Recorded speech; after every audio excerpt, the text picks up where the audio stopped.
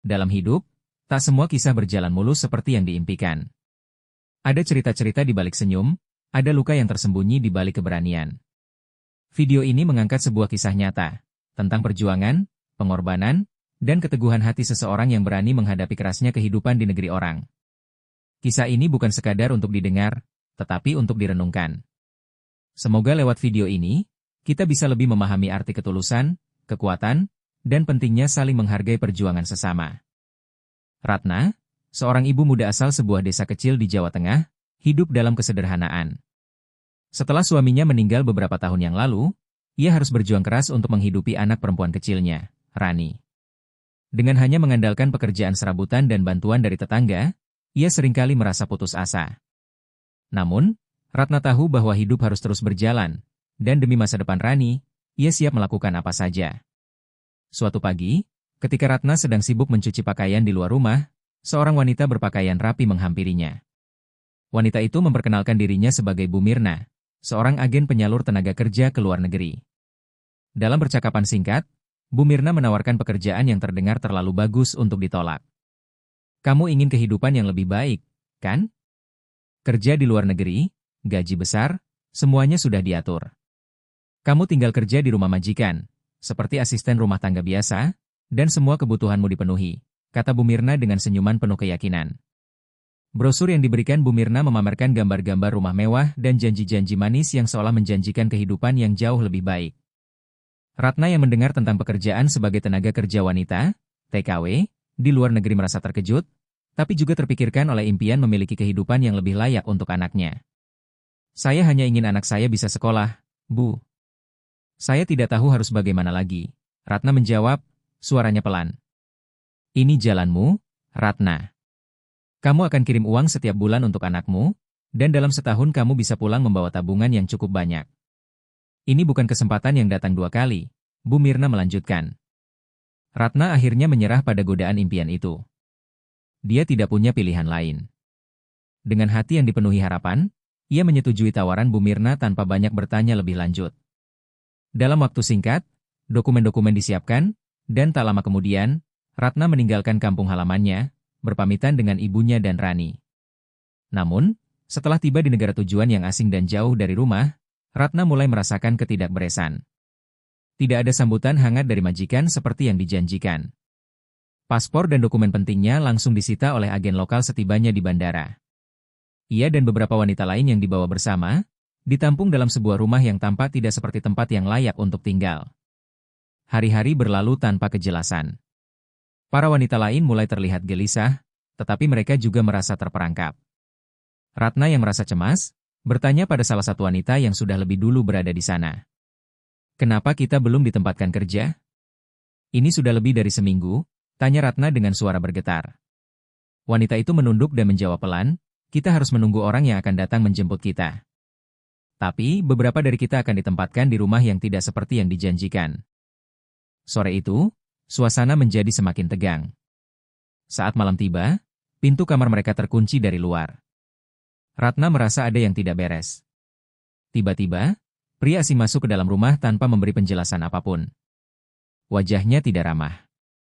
Di luar, Ratna bisa mendengar suara-suara bisikan dan langkah kaki pria-pria lain yang bergerak di sekitar rumah. Ratna tidak tahu apa yang akan terjadi padanya, tapi ia merasa semakin terperangkap. Dalam keadaan ketakutan, ia berusaha mencari cara untuk melarikan diri, namun semua jalan tampak buntu. Kamar itu semakin terasa sempit, dan tubuhnya gemetar, merasakan ketidakpastian yang semakin menghimpit. Malam itu, udara di rumah yang gelap dan lembab terasa semakin mencekam. Ratna duduk terdiam di sudut kamar sempit, menatap pintu yang terkunci rapat. Ia mendengar langkah-langkah kaki di luar, suara rendah pria-pria yang berbisik, tetapi tidak ada yang mengunjunginya untuk memberi penjelasan.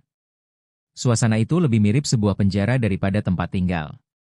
Sinar bulan yang masuk melalui jendela kecil membuat bayangannya di dinding tampak panjang dan menyeramkan. Pria asing yang tadi masuk ke kamar mereka kini duduk di ruang depan. Di antara bisikan-bisikan yang tidak dimengerti, Ratna bisa merasakan ada sesuatu yang salah. Tidak ada kata-kata yang bisa menghiburnya.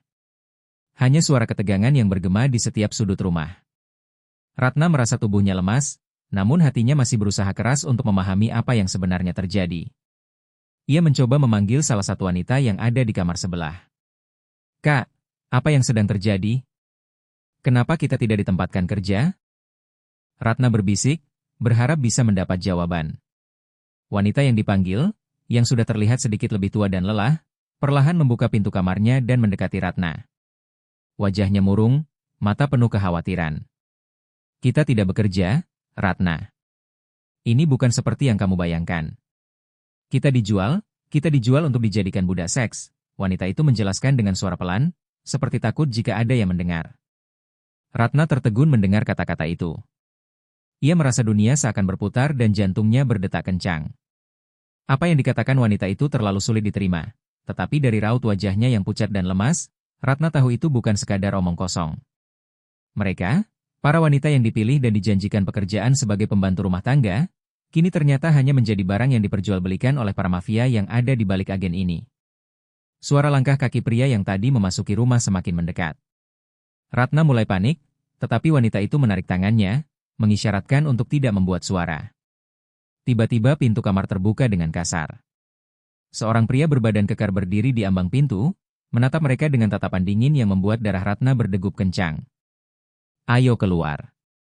"Waktunya sudah tiba," pria itu berkata dengan suara berat. Ratna merasakan ketakutan yang luar biasa. Ada sesuatu dalam pandangan pria itu yang membuatnya tahu, ia tidak punya pilihan selain menurut. Jika menentang, yang ia dapatkan hanyalah ancaman yang lebih buruk. Wanita yang berada di samping Ratna menarik napas panjang dan berdiri, memeluk Ratna dengan erat. "Jangan coba melawan. Mereka lebih kejam daripada yang kamu bayangkan," wanita itu berbisik pelan.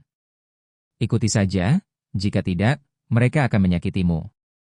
Ratna merasa seperti tubuhnya tidak lagi miliknya sendiri. Ia digiring keluar dari kamar, menuju ruang tamu yang gelap. Di sana, beberapa pria lain berdiri, mengamati mereka dengan tatapan tajam. Ratna hanya bisa pasrah, tubuhnya gemetar ketakutan, sementara pikirannya berusaha keras mencari cara untuk keluar dari situasi ini. Ketika pria kekar itu menyentuh tangannya, Ratna merasa seperti dunia runtuh di sekitarnya. Ia merasa tak berdaya, tetapi di dalam hatinya, ia bertekad untuk bertahan hidup. Ia harus menemukan cara untuk melarikan diri, walaupun itu berarti menghadapi bahaya yang lebih besar.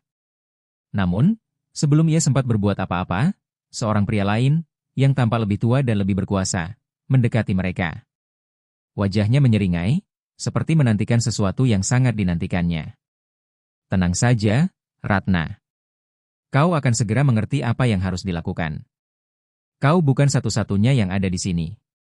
Kami sudah memiliki banyak yang seperti kamu," kata pria itu sambil tertawa kecil. Tawa itu terdengar sangat menakutkan.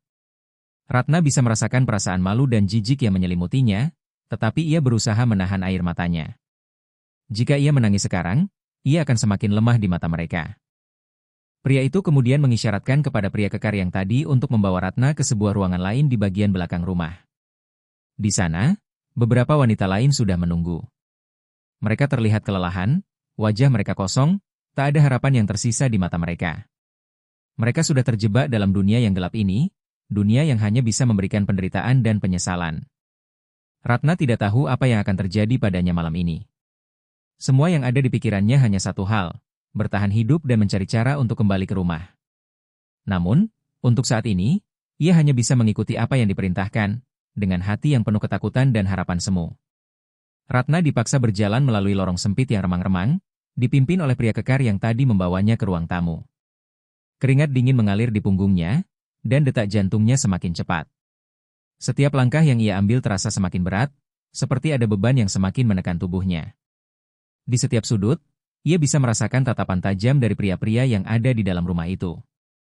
Tatapan yang tidak lagi menganggapnya sebagai manusia, tetapi sebagai objek yang siap diperjualbelikan. Ketika mereka sampai di sebuah ruangan yang lebih besar, Ratna melihat beberapa wanita lain duduk di sudut ruangan. Mereka terlihat lelah, matanya kosong, tidak ada lagi sinar kehidupan di dalamnya. Mereka duduk terdiam, seperti boneka yang sudah kehilangan kekuatan untuk melawan. Ratna bisa merasakan ketegangan di udara. Semua orang di ruangan itu tahu bahwa malam ini, giliran mereka untuk disiksa dan dipermalukan. Pria kekar itu membuka pintu dengan kasar, lalu menuntun Ratna masuk ke dalam. Di dalam ruangan, ada beberapa pria lain yang sudah menunggu. Mereka duduk dengan wajah serius, seolah menantikan sesuatu yang sudah lama ditunggu-tunggu. Satu persatu, wanita-wanita itu dipanggil keluar, dibawa ke dalam kamar gelap yang terpisah. Ketika giliran Ratna tiba, tubuhnya gemetar. Ia merasa seluruh tubuhnya kaku, seolah tidak bisa bergerak. Masuk, suara pria yang lebih tua terdengar perintah, tanpa ada emosi sedikit pun. Ratna merasa seolah-olah terjebak di dalam mimpi buruk yang tak pernah bisa ia bangun. Ia melangkah masuk ke dalam kamar gelap itu dengan berat hati, hanya ada suara langkah kakinya yang menggema di ruang sepi. Pria yang lebih tua itu masuk bersamanya, mengunci pintu di belakang mereka. Wajahnya tidak menunjukkan sedikit pun rasa empati atau belas kasihan. Sebaliknya, tatapannya penuh dengan rasa superioritas yang membuat Ratna semakin merasa tak berdaya. "Kau tahu kenapa kau ada di sini, bukan?" Pria itu bertanya, matanya tajam. Ratna menunduk, tidak bisa menjawab.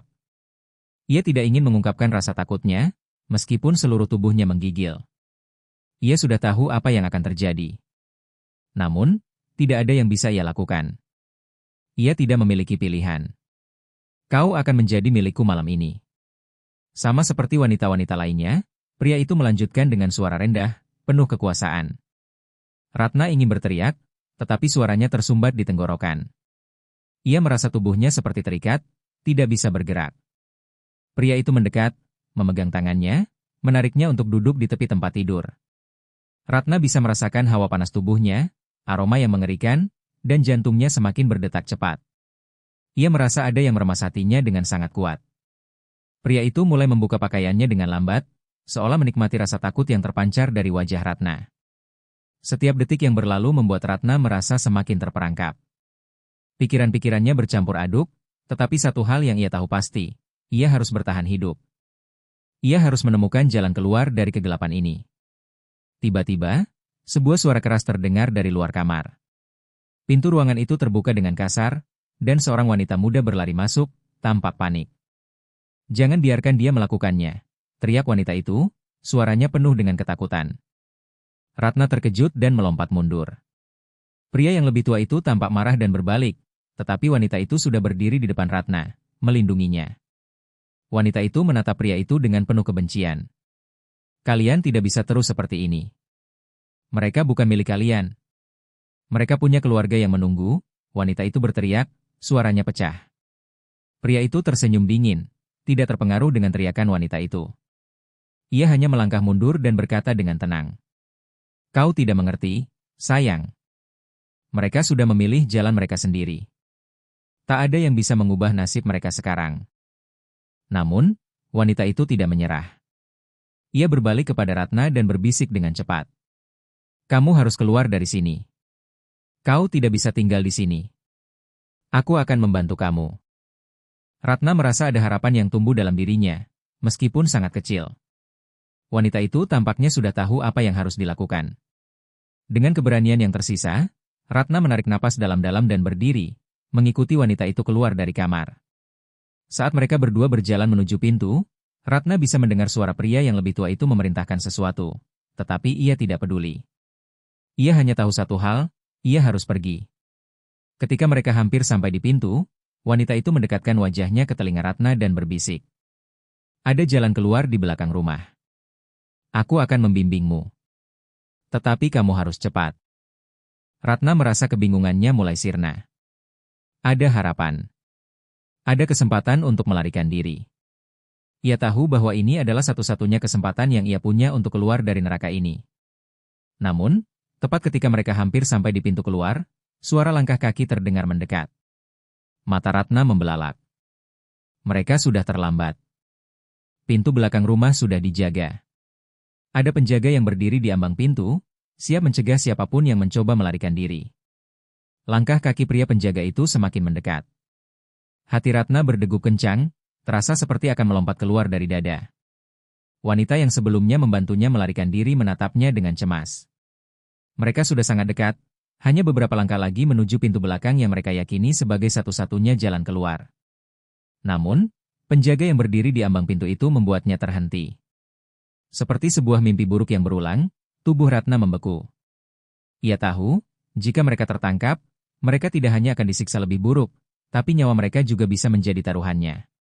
Wanita yang menuntunnya berbisik dengan cepat. Jangan panik. Jika kita tertangkap, kita akan mati. Lihat ke kiri, ada lorong sempit yang bisa kita lewati. Kita bisa sembunyi di sana. Ratna menoleh ke kiri dan melihat lorong gelap yang sempit, hampir tidak terlihat. Itu adalah satu-satunya pilihan mereka. Dengan hati yang diliputi rasa takut dan kecemasan, Ratna menarik tangan wanita itu dan berlari menuju lorong. Mereka melangkah cepat, mencoba untuk tidak membuat suara. Namun, pria penjaga itu sudah hampir sampai ke pintu. Ratna bisa mendengar suaranya yang berbicara dengan seseorang di luar ruangan, mungkin memberitahu bahwa ada yang hendak melarikan diri. Panik mulai merayapi tubuhnya, dan sepertinya mereka tidak akan memiliki cukup waktu untuk menyembunyikan diri. Saat mereka mencapai ujung lorong, ada sebuah pintu kecil yang terbuka, namun tak tampak jelas di mana pintu itu mengarah. Ratna menatap wanita yang menuntunnya dengan harapan. Kita harus masuk ke sini. Cepat, ujar wanita itu, suara terburu-buru. Namun, ketika Ratna dan wanita itu hendak memasuki pintu itu, terdengar suara langkah kaki yang semakin mendekat. Terlalu cepat, pintu itu mulai tertutup. Dengan cepat, mereka berhasil meluncur masuk ke dalam ruang gelap itu, hanya dalam hitungan detik sebelum pintu tertutup rapat di belakang mereka. Ratna menahan napas, takut suara langkah kaki mereka akan terdeteksi. Di dalam ruangan itu, suasana begitu gelap, hanya ada sedikit cahaya yang masuk dari celah-celah pintu. Ratna berusaha menenangkan diri, namun setiap detik yang berlalu terasa semakin menegangkan. Ada satu hal yang jelas, mereka harus bersembunyi lebih lama agar tidak ketahuan. Berhenti, pria itu berteriak, suaranya penuh otoritas. Pria besar yang memegang wanita itu berhenti sejenak dan menatap pria yang baru masuk, kebingungannya terlihat jelas. Ada ketegangan sesaat di antara mereka, dan pria itu berkata dengan nada tegas. "Kenapa kamu ikut campur?" Pria besar itu bertanya, suaranya mengancam. Pria yang baru masuk itu menatapnya tajam, lalu menjawab dengan suara dingin. "Karena ini bukan urusanmu. Mereka bukan milikmu untuk diperlakukan seperti itu. Kita punya aturan di sini," katanya, sambil melangkah maju dengan penuh keyakinan. Ratna tidak bisa mempercayai apa yang ia dengar. Siapa pria ini? Mengapa dia membantu mereka? Namun, pria besar itu tampaknya terkejut, lalu mundur selangkah, memberi sedikit ruang bagi pria baru itu. "Jangan membuat masalah lebih besar. Kau tahu apa yang bisa terjadi jika kita membiarkan mereka kabur?" Pria besar itu berkata dengan suara menahan amarah. Pria baru itu tidak takut, sebaliknya, dia malah mendekat lebih dekat. "Aku yang akan menentukan apa yang terjadi di sini. Jangan sentuh mereka lagi, atau kau akan menyesal," katanya dengan suara yang tidak bisa dibantah. Keheningan menguasai atap itu. Ratna dan wanita itu saling berpandangan, bingung, tetapi sekaligus terkejut. Siapa pria ini? Apakah dia akan membantu mereka keluar? Keheningan yang menyelimuti atap itu terasa semakin tebal. Ratna dan wanita yang bersamanya menatap pria yang baru saja masuk, tubuh mereka kaku dengan kebingungan. Tidak ada yang berbicara untuk beberapa detik. Pria besar yang sebelumnya mengancam mereka tanpa ragu, sedikit terkejut oleh kedatangan pria baru ini. "Kau berani melawan kami?" Pria besar itu berkata dengan suara yang keras, wajahnya memerah karena amarah. "Kau tidak tahu siapa yang kau hadapi, kan?" Namun, pria yang baru datang itu hanya tersenyum dingin, tanpa sedikit pun terpengaruh oleh ancaman pria besar. Ia melangkah lebih dekat, menghadapi pria besar dengan sikap yang sangat percaya diri. "Aku tahu persis siapa kau dan apa yang kau lakukan. Tapi kali ini, kau sudah salah langkah," jawab pria itu dengan nada yang tegas. Ratna mendengarkan percakapan ini dengan penuh perhatian. Siapa pria ini sebenarnya? Mengapa dia tanpa begitu yakin bisa mengatasi situasi ini? Rasa takutnya masih membekap, tetapi entah kenapa, ada secerca harapan yang mulai tumbuh di dalam hatinya. Pria besar itu mendengus, lalu berbalik ke pria yang lebih muda di sampingnya. Mereka berdua saling bertukar pandang, jelas terlihat bahwa mereka merasa terpojok. Ternyata, pria baru ini bukan sembarang orang. Pria itu mengeluarkan ponsel dari sakunya dan mengetik sesuatu dengan cepat. Beberapa detik kemudian, ponselnya berbunyi keras, mengeluarkan suara pesan yang masuk. Pria besar itu menatap ponsel dengan cemas, wajahnya berubah serius. "Apa itu?" Pria besar itu bertanya dengan nada penuh curiga. Pria yang baru datang itu tidak langsung menjawab, hanya tersenyum tipis. Lalu, ia menekan beberapa tombol lagi di ponsel dan menoleh ke arah pria besar itu. "Kau tahu, aku sudah lama memantau kegiatan kalian," kata pria itu, Suaranya tegas dan penuh ancaman. Kalian pikir ini hanya urusan kecil? Aku tahu siapa saja yang terlibat. Termasuk kau. Ratna bisa merasakan ketegangan yang meningkat di udara. Ada sesuatu yang sedang terjadi, sesuatu yang lebih besar dari sekadar perebutan kekuasaan antara mereka. Perasaan tidak nyaman semakin tumbuh dalam dirinya, dan entah kenapa, ia merasa pria baru ini tidak hanya datang untuk menyelamatkan mereka. Ada sesuatu yang lebih dalam, lebih gelap, yang tersembunyi di balik sikapnya yang tenang dan percaya diri. Pria besar itu terlihat semakin gelisah. Ia mengambil langkah mundur, mengangkat tangannya seolah meminta penjelasan lebih lanjut. Kau, tahu siapa yang aku bekerja untuk? Pria besar itu berkata, nada suaranya mulai menunjukkan ketegangan. Jika kau mencoba menyingkirkan kami, kau tahu apa yang bisa terjadi, bukan? Pria baru itu tetap tenang, matanya menyala dengan ketegasan. Aku tidak takut dengan ancamanmu. Aku hanya ingin kalian tahu bahwa aku punya kekuatan lebih besar dari yang kalian bayangkan, kata pria itu, matanya menatap tajam. Dan kali ini, aku tidak akan membiarkan kalian melukai mereka lebih lanjut. Tiba-tiba, terdengar suara sirene dari kejauhan, semakin lama semakin dekat. Ada kekacauan di luar, seperti ada mobil yang berhenti mendekat. Pria besar itu terkejut dan melihat ke arah pintu darurat. Apa yang ini? Pria besar itu berteriak, cemas. Kau menghubungi polisi? Pria baru itu hanya tersenyum dingin, lalu memasukkan ponselnya kembali ke saku. Bukan hanya polisi. Aku sudah menghubungi orang-orang yang lebih berkuasa dari itu, katanya dengan suara datar. Kebingungannya semakin dalam. Jika apa yang pria ini katakan benar, maka seluruh dunia mereka akan segera hancur. Ratna mendengarkan, terkejut dengan kenyataan bahwa pria ini mungkin lebih dari sekadar penyelamat. Ada yang lebih besar yang sedang terjadi, dan itu melibatkan banyak orang, lebih banyak dari yang bisa mereka bayangkan. Wanita yang bersamanya terlihat cemas, matanya berbicara banyak. Mereka berdua tahu bahwa mereka tidak bisa lagi mundur. Apa yang terjadi, sebenarnya? Tanya Ratna dengan suara gemetar, tidak bisa lagi menahan rasa penasaran yang terus tumbuh dalam dirinya. Pria baru itu berbalik, dan kali ini ada ketegangan yang cukup nyata di wajahnya. Ia memandang Ratna dengan pandangan serius, seolah ingin memastikan bahwa dia siap menerima kebenaran yang akan segera terungkap. Aku adalah bagian dari kelompok yang memantau aktivitas ilegal semacam ini. Aku bekerja untuk organisasi yang sudah lama mengincar jaringan ini. Dan kalian berdua, kalian hanya dua dari banyaknya korban yang terjebak di dalamnya. Ratna merasa tubuhnya mulai lemas. Apa yang pria itu katakan membuat kepalanya berputar. Jadi, ini semua sudah dipantau sejak lama? Kelompok ini sudah berada di sini, bersembunyi dalam bayang-bayang, menyelidiki mereka tanpa mereka ketahui. Pria ini bukan hanya datang untuk membantu mereka, tetapi dia juga bagian dari sesuatu yang lebih besar. Kalian tidak sendiri, pria itu melanjutkan. Ada banyak lagi yang masih terjebak di sini. Namun, untuk membebaskan mereka semua, kita harus menyingkirkan orang-orang seperti mereka. Dengan kata-kata itu, dia mengisyaratkan ke arah pria besar yang mulai tampak panik. Ratna merasakan dunia seolah-olah terbalik. Mereka telah berada dalam cengkeraman jaringan yang jauh lebih besar daripada yang ia duga sebelumnya. Apa yang seharusnya mereka lakukan sekarang? Tiba-tiba, pria besar itu memandang pria yang baru datang dengan tajam, matanya berbahaya. Kau sudah membuat kesalahan besar, katanya dengan suara dingin. Kau pikir kau bisa menghancurkan kami begitu saja? Sebelum pria baru itu bisa menjawab, pria besar itu bergerak cepat. Tiba-tiba, dia melompat dan mencoba menyerang pria baru itu dengan kekuatan yang mengejutkan. Tapi pria baru itu sudah siap. Dalam gerakan cepat, dia menghindar dan menghantam pria besar itu dengan pukulan keras, membuatnya terjatuh ke tanah. Wanita itu dan Ratna terkejut melihat perkelahian yang berlangsung begitu cepat. Ketegangan semakin tinggi, dan meskipun ada kekuatan yang datang untuk membantu mereka, nyawa mereka masih berada di ujung tanduk. Jangan biarkan dia lolos, pria baru itu berteriak kepada mereka, sembari memegang pria besar itu di tanah. Kita harus pergi sekarang. Ratna dan wanita itu tidak ragu lagi. Mereka tahu waktu sudah habis. Mereka harus meninggalkan tempat itu, dan mereka harus melakukannya sekarang. Sambil mendengarkan suara sirene yang semakin mendekat, mereka berlari menuju pintu darurat, meninggalkan pertarungan di belakang mereka. Namun, mereka tahu, ini baru permulaan.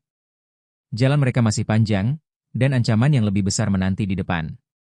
Ratna dan wanita itu berlari kencang melalui lorong sempit yang gelap.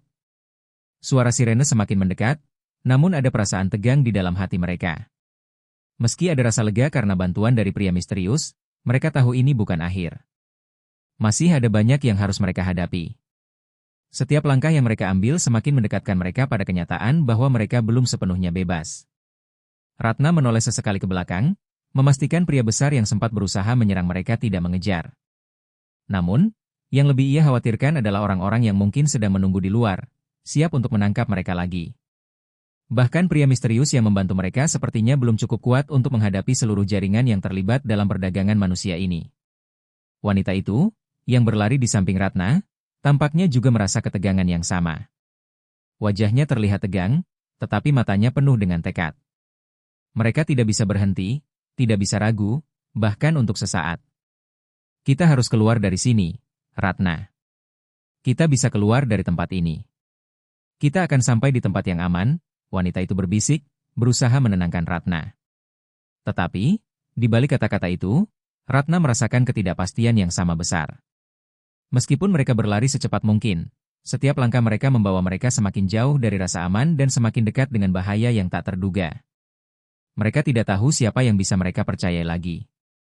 Tak lama kemudian, mereka sampai di sebuah pintu belakang yang menuju ke jalan utama. Ratna mendengar suara mobil yang berhenti di luar, dan dalam beberapa detik, pria misterius itu muncul di hadapan mereka.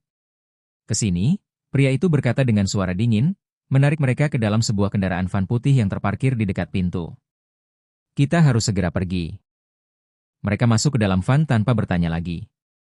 Pria misterius itu duduk di depan, sementara Ratna dan wanita itu duduk di belakang, hati mereka berdegup kencang. Kalian aman untuk sekarang? Pria itu melanjutkan setelah beberapa menit, meskipun suara ketegangan masih terasa dalam ucapannya. Namun, kalian harus tahu bahwa ancaman ini belum selesai. Ratna dan wanita itu saling pandang, semakin bingung. Seolah ada banyak hal yang belum mereka mengerti. Apa maksudmu? Tanya Ratna dengan suara gemetar, meski berusaha tetap tenang. Apa yang akan terjadi pada kami? Pria itu menghela napas panjang, memandang keduanya melalui kaca spion. Kalian berdua adalah bagian dari jaringan yang lebih besar daripada yang kalian kira. Selama ini, kalian hanya satu bagian kecil dari rencana besar mereka, katanya dengan suara rendah. Dan mereka akan mengejar kalian sampai ke ujung dunia untuk memastikan tidak ada jejak yang tertinggal. Wanita itu menunduk, matanya terlihat terluka, seolah-olah baru menyadari kenyataan pahit yang selama ini mereka coba hindari. Ratna juga merasakan berat di dadanya, tetapi lebih dari itu, dia merasa bingung. Mereka sudah terlalu jauh terjebak dalam permainan ini, dan tidak ada jalan untuk kembali. Van melaju cepat di jalan yang sepi. Mereka menyusuri kota yang tampaknya semakin jauh dari keramaian. Setiap detik terasa seperti lembaran hidup yang terus dibalik tanpa pernah ada kepastian. Tiba-tiba, pria itu menghentikan van dengan cepat, menarik perhatian mereka semua. Ia melirik ke arah jendela, matanya tajam memandang keluar. Beberapa mobil hitam muncul di belakang mereka, bergerak cepat, seolah mengejar mereka. Mereka sudah tahu kita kabur, pria itu berkata dengan tegas, tangan cepat bergerak ke arah pintu, mempersiapkan sesuatu. Ini akan menjadi pengejaran yang panjang, tapi kalian harus siap. Ratna dan wanita itu semakin tercekik rasa takut. Mereka tidak tahu siapa yang sedang mengejar, atau berapa banyak orang yang terlibat. Yang mereka tahu, ini adalah titik terberat dalam hidup mereka. Mereka tidak hanya dikejar oleh para pria yang pernah menahan mereka sebagai budak, tetapi oleh jaringan yang begitu luas dan kejam. Dengan cepat, pria itu menyalakan mesin dan kembali memacu van. Mereka berlari meninggalkan jalan utama, menuju ke jalan kecil yang berkelok-kelok. Namun, suara sirene yang mengikuti mereka menunjukkan bahwa ini bukanlah jalan keluar yang mudah.